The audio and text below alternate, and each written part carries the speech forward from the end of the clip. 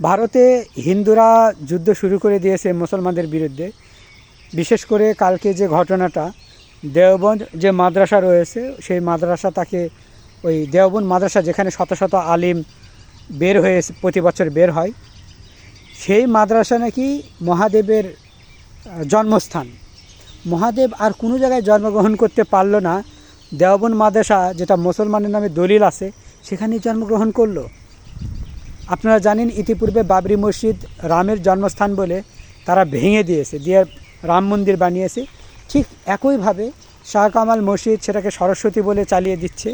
এবং দেওবন্দ মাদ্রাসা যেহেতু এটা বলতে গেলে এই মাদ্রাসা থেকে হাজার হাজার লক্ষ লক্ষ আলিম তৈরি হয়, প্রতি বছর শত শত আলিম বের হয়। তো মূলত এই মাদ্রাসাকে তারা ভেঙে শিব মন্দির বানাবে, এই জন্যেই উঠে পড়ে লেগে গেছে। প্রশ্ন হলো, হিন্দুরা যদি মুসলিমদের দুর্বল ভাবে তাহলে ভুল। আমি তো যুদ্ধের যাওয়ার জন্য প্রস্তুত। সমস্ত মুসলমানদের একটা কথা বলবো, আপনারা সবাই এক হয়ে যান। কারণ হিন্দুদের সময় ঘনিয়ে আসছে, তাদের নিজের পায়ে নিজে তারা কুঠার মারতেছে, নিজেরা তাদের নিজেদের বিপদ ডেকে আনছে। তো এদেরকে এমন একটা শিক্ষা দিতে হবে, জীবনে আজ থেকে 100 বছর পরে হিন্দু নামক কোনো মানুষ যেন এই পৃথিবীতে না থাকে। কারণ এরা এত জঘন্য যা বলার মতো নয়। আমি সমস্ত হিন্দু ভাই বোনদের এই কথা বলছি না, তার মানে যারা এই যে মহাদেবের জন্মস্থান বলে একটা দেওবন্দ মাদ্রাসা মুসলমানদেরকে কষ্ট দেওয়া, মুসলমানদেরকে জায়গা ছিনিয়ে নিচ্ছে, আমি তাদের জন্য বলছি। যারা তোমরা ভালো হিন্দু আসো, আদৌ ভালো হিন্দু আসে নাকি জানি না, যদি ভালো হিন্দু থেকে থাকো এদের বিরুদ্ধে এখনও রাজপথে নামো, নতুবা কাউকে কিন্তু ছাড় দেবে না। এই যে মুসলমানগুলো এখন যদি সব এক হয়ে যায়, তাহলে তোমাদের পরিণতি কতটা ভয়ঙ্কর হবে তোমরা নিজেরাই চিন্তা করে দেখো। দেওবন্দ মাদ্রাসার দলিল কার নামে আছে? দলিল নামে যার নামে থাকবে তার শক্তিশালী। তো দলিল তো এখানে তোমরা যে ওই যে মহাদেবের জন্মস্থান বলতেছো, মহাদেব যেখানে সেখানে জন্মগ্রহণ করে। মহাদেবের লিঙ্গ কোথায় খসে পড়েছিল সেটা তো দেওবন্দে পড়েনি। তো তাহলে হঠাৎ করে তোমাদের মনের মধ্যে যা আসলো তাই বলে মুসলমানদের উপর ঘাড় চেপে দেওয়া, গামছা চিপা দিব তোদের, গামছা চিপা বোঝোস? এখনও সময় আছে, হয়তো কিছু তোদের কেউ কিছু বলতেছে না, কিন্তু মনে রাখিস যে খুব তাড়াতাড়ি মানে মনে হচ্ছে যে ভারতের সাথে যুদ্ধ আর কেউ ঠেকাতে পারবে না, এটা হয়ে যাবে।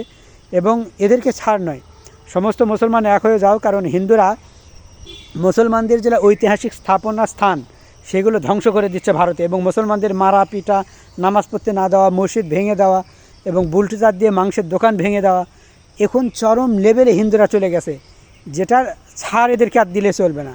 অনেক ছাড় দেওয়া হয়েছে, এত এত ছাড় দেওয়ার পরেও এরা নিজেদের ঘুম ভাঙতে পারতেছে। এরা মনে করতেছে মুসলমানরা কিছু কয় না, আমরা একের পর এক এদের জায়গা জমি কেড়ে নিই।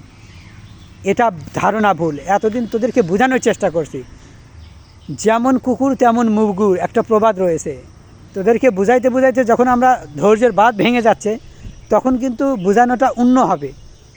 এই জন্য বলছি, যেন তোদের আত্মা কেঁপে না ওঠে, যাতে তোদের রুহ বের না হয়ে যায়, যাতে তোরা নিজেদেরকে দেখে নিজেরাই ভয় না পাস, যাতে তোদের নিজেরাই নিজেদের মরণ ডেকে না আনিস। এখনও কি করবি ভেবে চিন্তে কর, নতুবা তোদের কপালে এমন দুঃখের সাগর লেপ্টে দেওয়া হবে, যে সাগর সারা জীবন ছিঁচলেও সাগরের পানি যেমন শেষ হয় না, হিন্দুদের কপালের দুঃখ জীবনেও শেষ হবে না। কারণ এটা মানে অনেক হয়েছে, তোরা যা করছিস অনেক অনেক নির্যাতন, অনেক অন্যায় করছিস, এবার থামা। দেওবন্দ মাদ্রাসা তোর বাপের না, তোর মায়ের না, তোর নানির না, নানার না, তোর 14 গোষ্ঠীর না, এটা হলো মুসলমানদের একটা জায়গা। সেই জায়গা তোরা হিন্দুরা এসে এই লেদা খেকো এসে নিবি তোরা ইমান হারারা, আর তোদেরকে দিয়ে দিবে, এটা ভাবনা যেমন ভুল, তেমনই তোরা বড় ধরনের বোকার রাজ্যে বসবাস করছিস। এখনও সময় আছে, ফিরে যা, যুদ্ধ থেকে বিরত হ। কারণ যুদ্ধ খারাপ জিনিস, আমি যুদ্ধ চাই না, তাই তোদেরকে সতর্ক করে দিচ্ছি। নতুবা আমরা যুদ্ধ যেতে এক পা পিছু হটবো না, গিয়ে এবার তোদের যেগুলো আছে সেগুলো যাতে আমরা দখল না করি, ভেবে চিনতে বোঝ, যাতে করে তোদের সেই গনিমতের মাল কি, এটা কিন্তু তোদেরকে ভালো করে বোঝাবো। এই জন্য গনিমতের মাল, তোদের এই মানে সম্পদগুলো গনিমতের মাল বানিয়ে দিস না। এখনও বলছি, পিছে হেঁটে যা, নতুবা তোদের সমস্ত সম্পদ গনিমতের মাল হয়ে যাবে। এর মানে বোঝস তোরা? ভালো করে আমি যে কথা বললাম গভীরভাবে চিন্তা করে উত্তরগুলো দিস। আর সমস্ত মুসলমানদের বলছি, সব ভেদাভেদ ভুলে এখন এক হয়ে যাও, কারণ এই মুহূর্তে সময় আমাদের এক হওয়ার। নতুবা হিন্দুরা যে পরিমাণ মুসলমানদের নির্যাতন করছে, কোনো মানুষ হয়ে মানুষের পক্ষে এটা মেনে নেওয়া সম্ভব না।